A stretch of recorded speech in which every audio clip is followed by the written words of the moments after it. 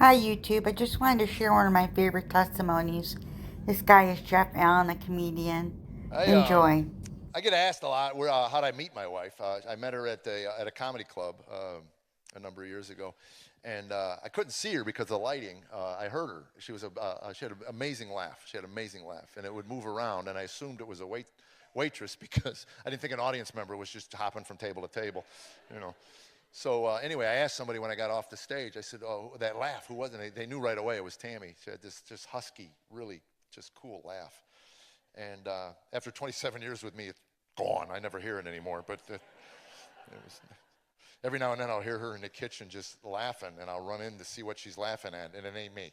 So, um, but I just immediately I saw how gorgeous she was, and I was just drawn to her. And she had a 2-year-old son when I met her, and that was November. And I was living in LA at the time. She was living in Ohio, so we developed a relationship long distance, and I asked her to marry me in April at Cleveland baggage claim because I'm a romantic guy, and yeah,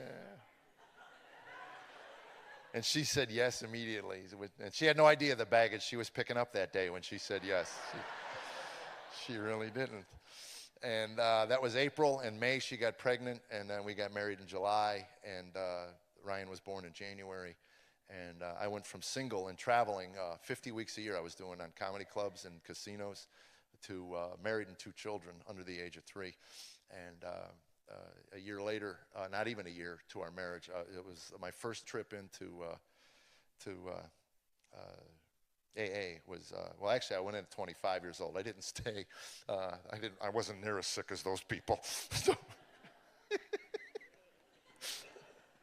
yeah, I'm 25. I'm listening to these people. Oh my gosh, man, you people are whacked.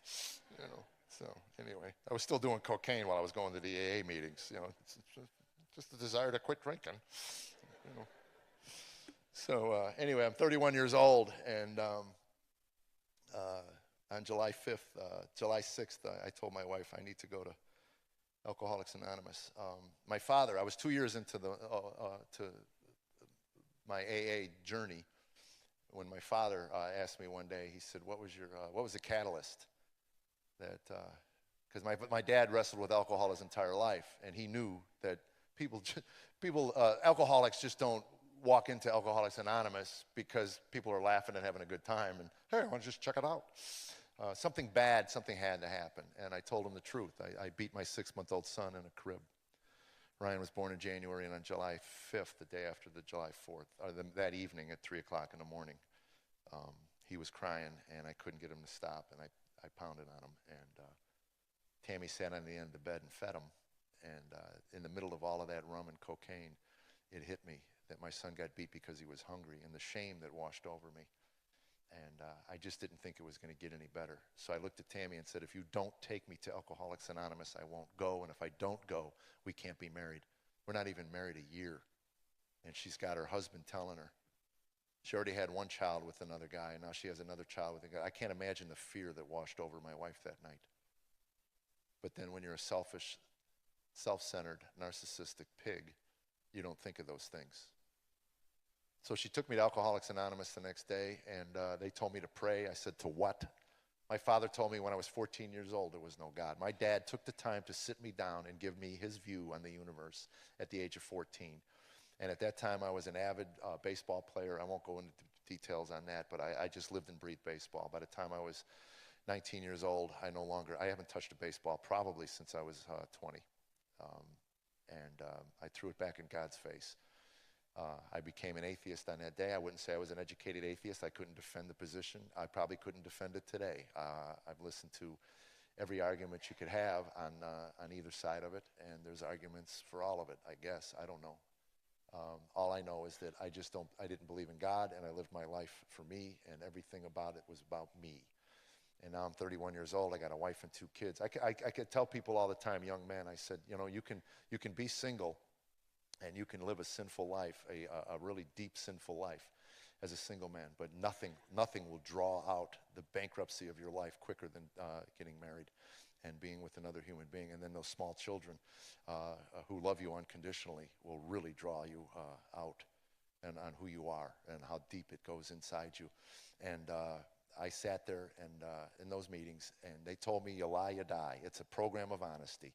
I couldn't believe in God, but I could sit there and I would tell the truth. I'd raise my hand, and I'd go, I don't like you, I don't like you, I don't like you. I was trying to get fired from a 12-step program, actually. I was kind of hoping somebody would come over and go, you know what, you've been here a while. Nobody likes you, you know. I was angry, bitter, jaded, and cynical. I really was. And I got to tell you, that's the first place I saw the face of God, because they accepted me as I was. As bitter and jaded as I was, these people, somebody would always walk over to me and go, hey, man, we've been watching you. You know, it gets better. And I'd go, shut up. It never get better. And I really was. I was a cynic at the core of me. And I've never met a cynic that thinks he's a cynic. I never have. You go to somebody and go, why are you so cynical? Hey, I'm just keeping it real. Just keeping it real, man. Life sucks. Wow. That's inspiring. So I went to those meetings. I kept going because they told me to go. And they said to pray. I said, to what? They said, find something in the universe bigger than you. And I just couldn't get my head around that, because there was nothing in the universe bigger than me. And I heard years later that there's no smaller package than a human being wrapped up in himself. And I was about as small as you could get, because it was all about me.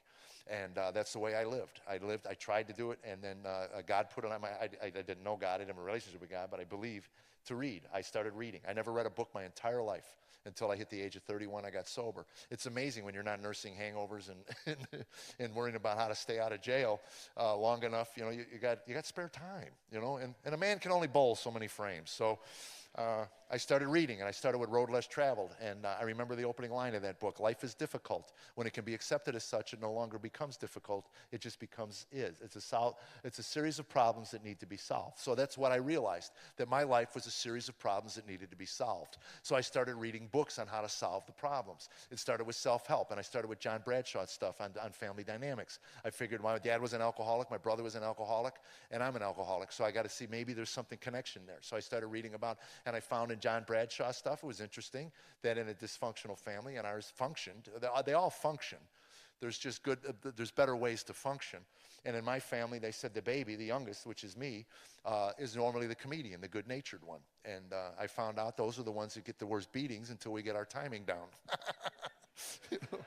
You walk into hey, I got one for you. Bam! Okay, maybe next week. You know? You know. So that made sense to me. That resonated with me. So I read the family dynamic stuff, and then I got into the codependency, Melody Beatty stuff, and then I started reading New Age spirituality.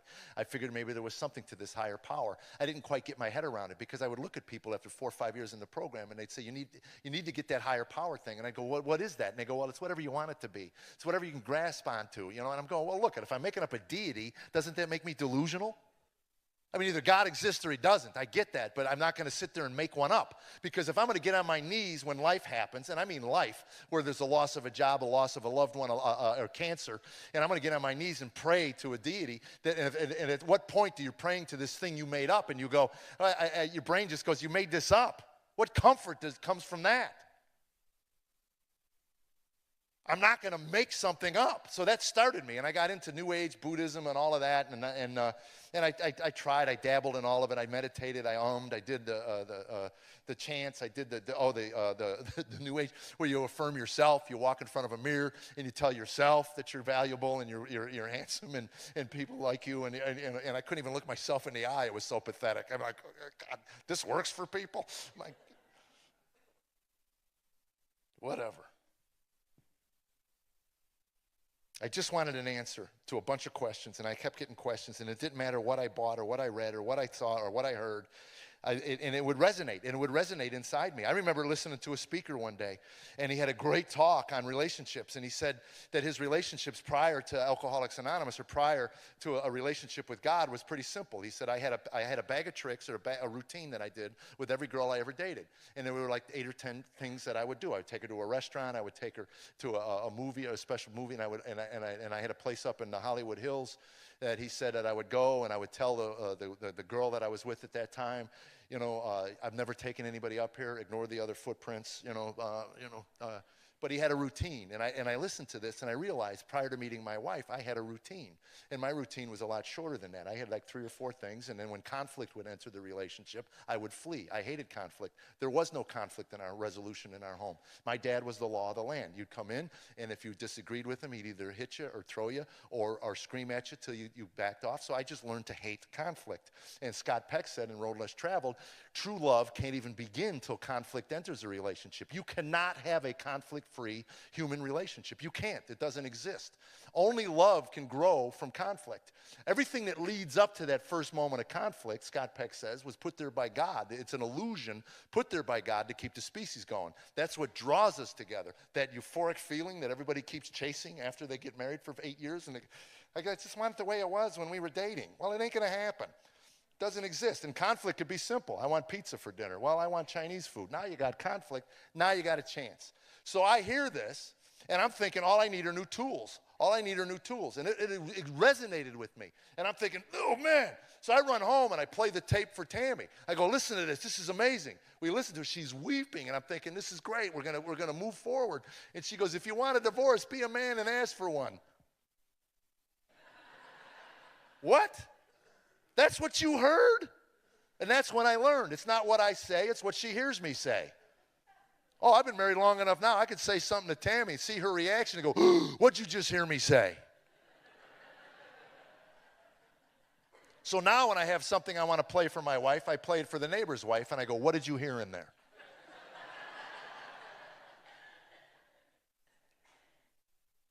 I hated conflict, and apparently God gave me a woman who loves conflict, because every time I would go to another room and say, leave me alone, she'd be right on my hip, following me in the other room.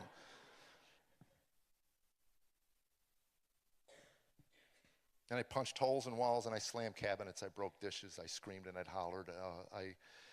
One night I was putting my son to bed. He was like 6 years old, and he said, Daddy, you win. That was after I stood on a chair in the kitchen, and I yelled at my wife until she fell to her knees. I was standing on a stool, yelling down at my wife until she fell to her knees and wept. And I put my son to bed that night, and he says, Daddy, you win. I go, what do you mean? He goes, you win. You yell, Mommy cries, you win.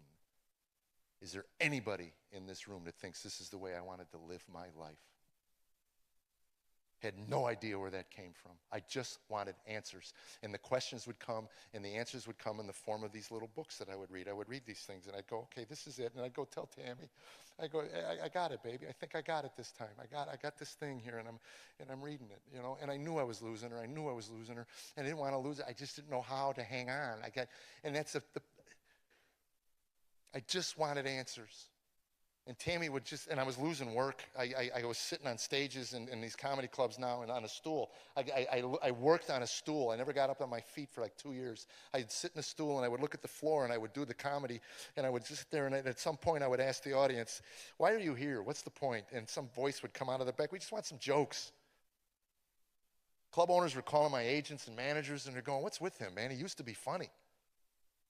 Maybe he needs to start drinking again or something. He's just like, he's up there, he's talking about all this stuff, and nobody understands what he's talking about. I just wanted answers, and I couldn't get him at home, and Tammy would go, care about work. Just care about your work. We're losing everything because you're losing so much money. We live a lifestyle based upon the money you can earn. I can't earn the money you earn. You signed up for some things in this marriage. I'll do everything else. Just go out and make money. You don't deal with the bill collectors. You're not even man enough to deal with them. If you pick up the phone, you start screaming at them until they hang up. They repossessed the car. She calls me. I'm on the road one day. She goes, they took the car today. You knew it was coming. You could have mentioned it. Your boys stand on that driveway wanting to know why they're taking their daddy's car away. Grow up. And I said, why? What's the point? What difference does it make? I've gone on stage, I've got standing ovations. The next night, same club, same group, same material. They boo me, they throw beer bottles at me. I knew people in LA that had movie deals and sitcom deals, and I heard they committed suicide when they all went away. I knew people that put their life in their marriages, and the husband would walk out on them. The wife would walk out on them. What happens to the human after that? I just wanted some answers. And I'd ask her, do you ever wonder? She goes, I wonder about what? I go, why you're here, the whole point to everything. Why does it matter? She goes, no, I don't have time. I'm raising a family by myself. I'm dealing with all this other garbage that has been created by you. I just want a man. I want a husband. I want something. I said, that's the point.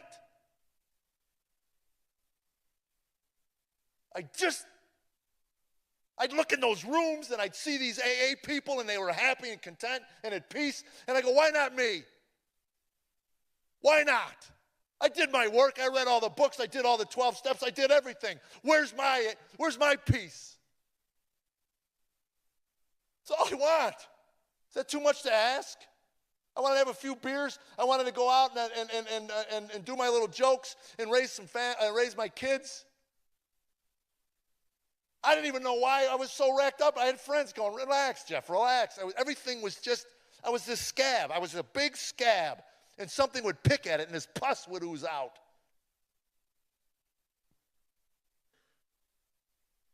Don't know why. And finally, Tammy asked for a divorce. We're sitting at Toys R Us at a Christmas time about 17 years ago. She says, do you want a divorce? I go, if that's what you want, babe.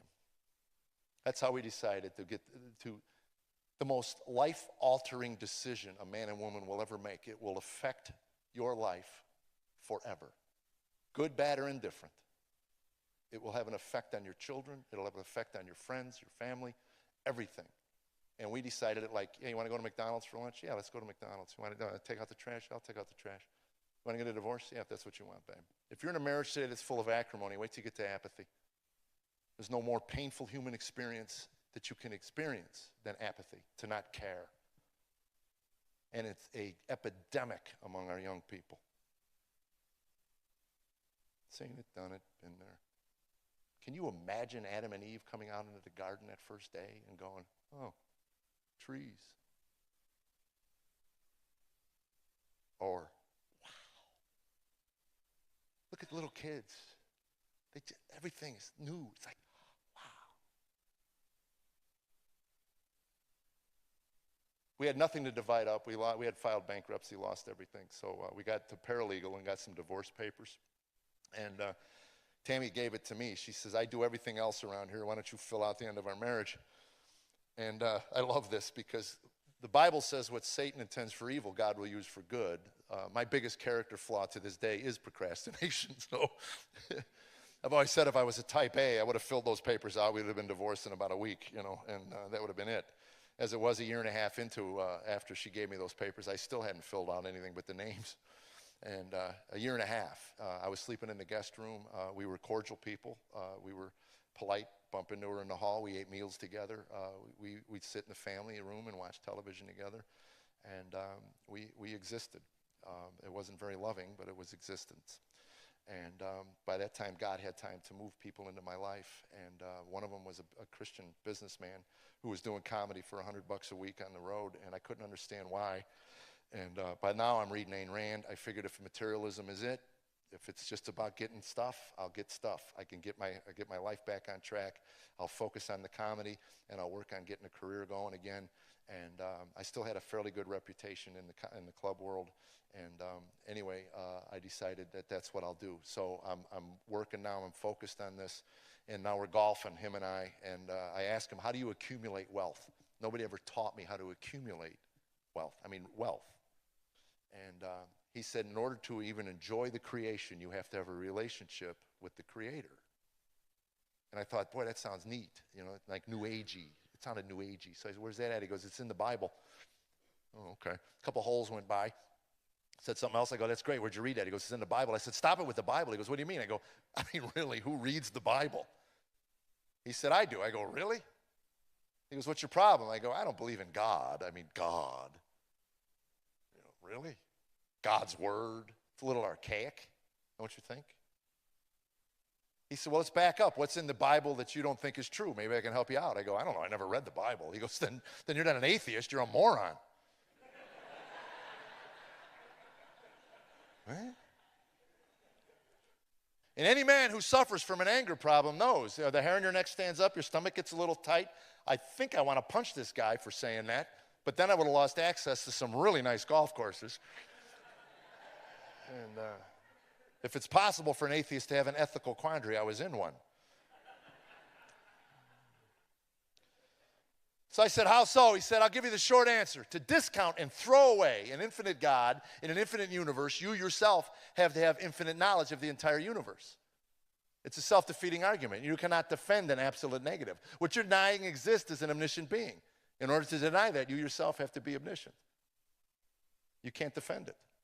And I looked at that man and said, what? He said, trust me, Jeff, I say this out of love. You are not smart enough to be an atheist.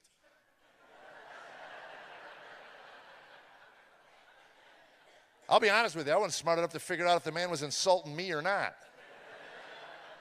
Because I said to him, you don't know either. He said, I believe I do. And he said, I believe if you open your mind a crack to the God of the Bible and started studying that Bible, that God could flood through that crack in your mind into your heart, into your soul, and reveal the true universe to you, the way the universe is set up and aligned and all that. And I said, yeah. And he said, I'd like to help you out. I go to a church in Denton, Texas, Tom Nelson's, Denton Bible. He said he teaches the Bible. He does not tell you to check your brain at the door. He makes you reach intellectually, and he says, I think you would enjoy that. And I said, will it cost me any money? He goes, nope, I'll sign you up. And then, can I send you a Bible? I go, if it doesn't cost me anything, you send me whatever you want. So the Bible came. I threw that in a junk drawer. The tapes started coming. And for a year and a half, those tapes came, and we had a friendship. It was basically revolved around comedy and golf. And he never once said to me, I sent you tapes. Did you listen to them? I sent you a Bible. Did you open it up? He'd end every conversation the same way. Hey, how are you and Tammy doing? I go, not too good, Phil. We're going to get that divorce at some point. I got to fill those papers out. For a year and a half. He'd say, we pray for you every night, me and Carol, my wife. We pray for you guys. And it meant nothing to me. I go, that's great, Phil. And he goes, no, I want you to know. We want your marriage to work. And I go, I don't get that, but okay. And he'd say, well, that's the way I think God put you two together for a reason. And I go, yeah, whatever, Phil. It's got to work. So anyway, the year and a half goes by, and Tammy says, we got to fill those papers out. Finally, I filled them out, notarized them. We got them notarized by a notary. We're on our way to the courthouse to drop the papers off to end the marriage. And 10 minutes from the courthouse, Tammy says, pull the car over. We're on the interstate in Phoenix, Arizona. She says, pull the car over. I said, for what? She said, as we pull over, she said, this is wrong. And Tommy Nelson always says every man needs to get downwind from himself to get a good whiff of the kind of man he is. And I had gotten a whiff of the kind of man I was. I knew that I was bad. There was nothing about me that was redeeming. I couldn't change. I didn't seem to change. And I loved her. I did love her. And I said, you're out. She said, what are you talking about? I said, you're out. We drop these papers off, and we get the divorce. You're out. You've done your duty. You've 8 years with me. You've earned the right to be loved the way you deserve to be loved. I don't know what's wrong with me, babe. I really don't. But I'm trying. I just don't know what I need to read. I don't know what I need to. But you deserve better than me. And she said, I'm not going to do this. Let's go home. If you're looking for grace, that's what grace looks like, smells like, and is. There's no earthly reason why she said go home. And we went home, and we tried. We tried. And summer came that year, and she says, I'm taking the kids to Ohio to go with to be at my parents'. And while I'm gone, you got to get your life together. If you don't want to do comedy, don't do comedy. But you got to do something. We're losing the house. We were a couple months out of our mortgage at that point, and they were contacting us. And I said, I'll work on it. And she gathered up these Bible tapes, year and a half's worth. They were everywhere, on the fridge, under the sink. You ladies can imagine. She's been cleaning around them for a year and a half, collecting dust, everything. She gathers them all up, and she brings them into the living room, and she throws them on the floor before she leaves. And she says, you either listen to these things or I'm throwing them out. And that little voice, we all have a little quiet voice inside of us. And by the way, I would like to mention, if I was the devil and I wanted to wipe God out of the minds of people, of his creation, I would create ambient light to eliminate the awesomeness of the stars. When my son was in Iraq, his first email home was, I can't believe all the stars. This is amazing. Dad, I'm telling you, it's amazing.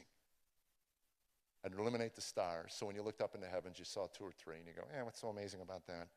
And then I'd create the iPod, and I'm not saying the iPod is the devil's creation. All I'm saying is I just create noise that fits inside your head so that God's voice, which is quiet and still, can't be heard. Because one day I'm walking by that pile of tapes, and that little voice says, open one up, and I walk back, and another voice says, there's nothing in there for you, and I start to walk away, and this struggle goes on. And I'd like to ask somebody, where does this come from? Where does this struggle come from? I had never had a problem going to a music store, buying a Bruce Springsteen tape, and pulling it out and putting it in my cassette. Now I got a bunch of God's word sitting on the floor, and this struggle comes in. It's nothing but biblical trash. That's when at one point my head screamed at me, it's biblical trash. And I start to walk away, and it's like open one up. So I finally just walk over there like it's on fire, and I rip one open, and I throw them on the floor, and it's Ecclesiastes. I couldn't even pronounce it. Ecclesi. What is this? Ecclesi. I got to get the Bible out of the junk drawer. The Bible never left the junk drawer, because once you put something in a junk drawer, it never leaves. Until you get a shed. That's a suburban version of a junk drawer. So now I put this tape in from the Ecclesiastes from a pastor in Denton, Texas, that a year and a half, I don't even know when that arrived in the mail, but all I know is it's the first tape. And it starts out meaningless. And I went, what's meaningless? And it went on to talk about Solomon's conclusions and the book of Ecclesiastes. And years later, Christians said to me, the first time I shared this at a church, somebody grabbed me, God used Ecclesiastes? God used the book of Ecclesiastes to lead you to Jesus. I go, I don't understand you. He goes, well, it's a fairly cynical book. I go, well, you didn't know me like God knew me. Trust me.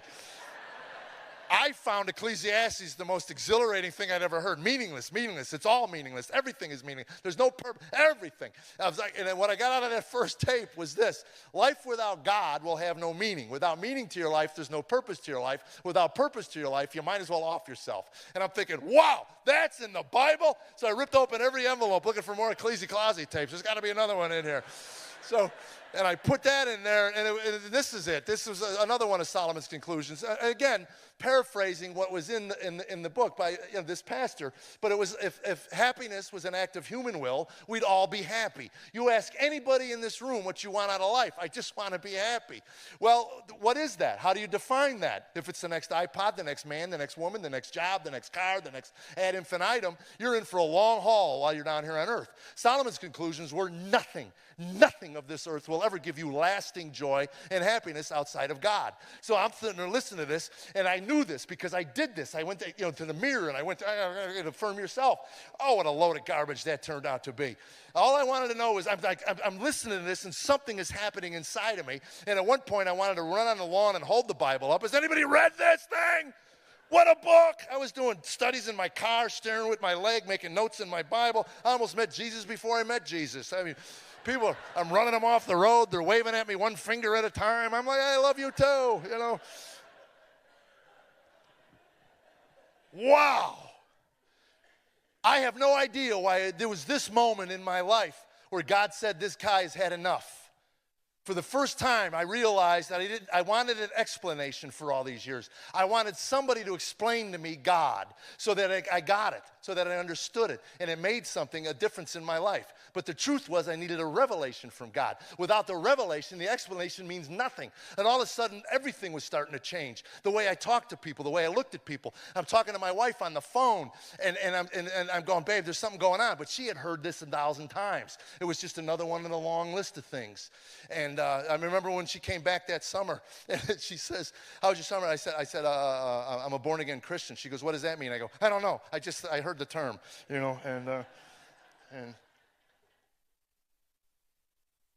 But I wasn't there yet. I listened to, a year and a half's worth of tapes in a couple of months. And I'm down in Texas with my buddy, the guy that gave me the tapes. And we had gone to church. I wanted to meet Tommy Nelson, the pastor, and tell him how amazing I thought he was.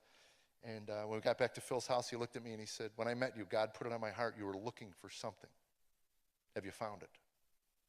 And all I could think to say to him at that time was, if Jesus Christ is not who he claimed to be, then Solomon was right, suicide. I have nowhere else to go. I've exhausted everything. And he said, can you admit you're a sinner? I go, let's not go overboard.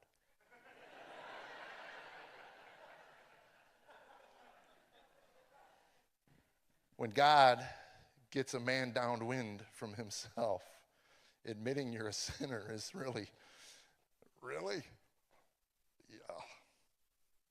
yeah, I fall a little short. I gave my life to Christ, all of it. I said, if comedy is what you want me to do, you take it, you do something with it. I'm done. You want me to be married to this woman? I submit to you everything. My best efforts got us 10 minutes from divorce court. You want me to be a father to these boys, then you're going to have to show me how to be a father to these boys and love them. Because I don't know how.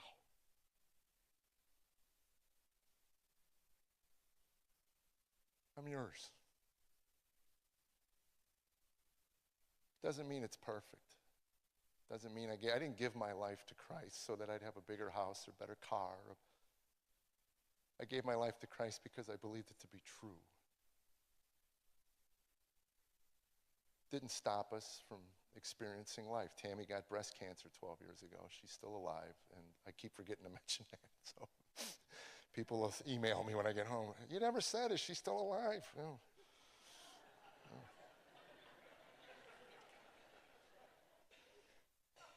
So I owed the IRS $50,000 when we gave our life to Christ. I never thought I could pay that off. It took me 7 years, but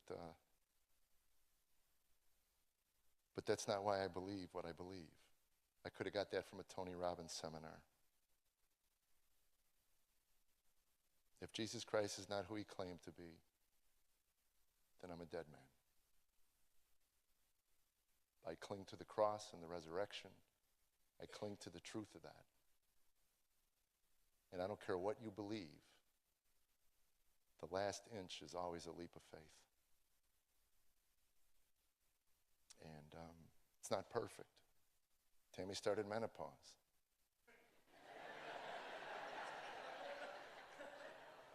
There are nights, not every night, but there are nights. I lie in bed and dream about the good old days of PMS. I can't get the home cold enough for her on some weeks. It's 48 degrees in my bedroom. I got meat hanging off my curtain rods. She'll walk in at 10 o'clock and turn on a 64-bladed fan she installed. I had to bolt the furniture to the floor to keep her from getting sucked through the roof. And she stands in the middle of the room. Why is it so hot in here? Why is it so hot? I can't see her from the fog coming out of her mouth. Oh, and then she wakes me up to feel her night sweats. Is that even necessary? I'm sound asleep. She zips my parka open while I'm laying there. Jeffrey, wake up, feel this. It's disgusting. Look at me, I'm just laying here. There's like a furnace in me or something. Boy, you're lucky you don't have to go through this. You know, I wouldn't if you quit waking me up. I told the kids, watch out, Mom's going through some serious stuff. Like what? Remember those nights you didn't do your homework? She'd get mad and yell at you? She goes, yeah, be a little different now. She might start crying and then stab you. So.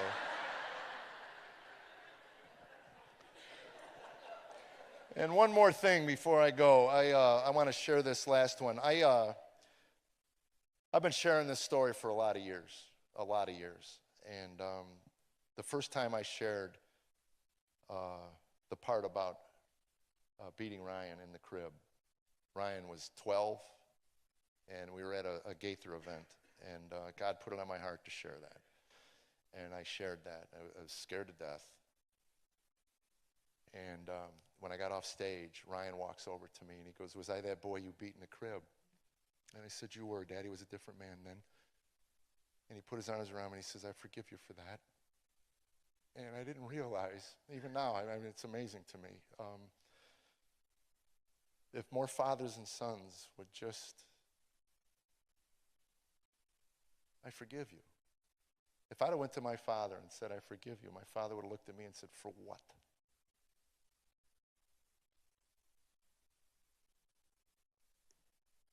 It's amazing the power of what happened on that cross. When I read of what Jesus went through to the cross, And as he was up there, he cried out, "Forgive them, for they know not what they do." Wow. That goes against every part of my being, which is probably why it's so powerful.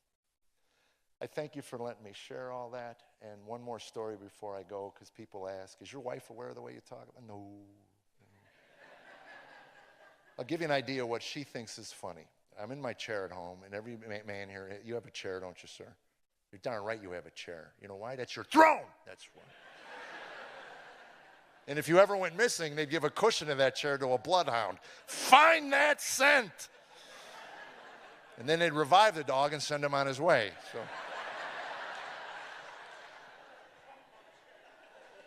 So I'm in my chair. Tammy comes up behind me, give me a little neck rub like that. She's scratching my head like that. She got her arms around me like that. She's nibbling on my ears and my neck, kissing me like that. Couple minutes, really nice, you know, pat me on the head like that. And then she kisses my top of my head. She pats me. She said, "I love you, Jeffrey." And as she's walking away, I go, "I love you too, baby. That was nice." It was nice. 27 years, that's nice.